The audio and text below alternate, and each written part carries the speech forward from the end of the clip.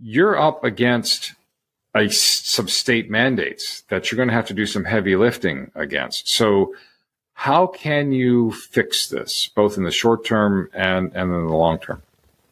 I would like to see a policy in place, and this, I haven't combed through all of the policy manual, but to ensure that we are not keeping secrets, if you will. I don't like to say it like that. I don't like to be intentional. I know there's a lot of really hardworking, good people in our school system, but to be intentional of saying, what do schools have to share with parents? And I think anything that deals with mental health, which that is one of the things, I mean, it becomes a healthcare issue, but mental health, parents have the right to know and be informed about what's going on, because there is a lot of my end home care parents that is going into that. And so, as well as having access without having to request it. And that was something that I heard commentary after the forum. I said, parents don't have access. And they said, well, they already do.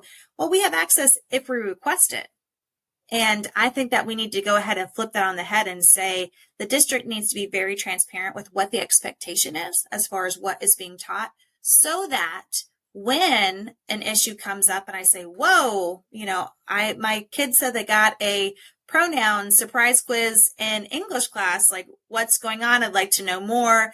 I can clearly see this was supposed to happen or this was not supposed to happen, and then address it at the time. Because right now we as parents don't really have a leg to stand on. It's almost as if I request to get the lessons ahead of time, I'm putting more work on the teachers. They'll, creating this division, which we don't want to be happening. And then almost like a pseudo, I'm trying to get you as a parent if I'm requesting it. And so we need to put a stop to that. We've started developing a curriculum website, New Hanover County Schools has, which I think is a positive. And I think we're going to continue to add to that. I think that we can really embrace teachers and incentivize teachers to develop content that's appropriate, that's merited, that's accessible to everybody.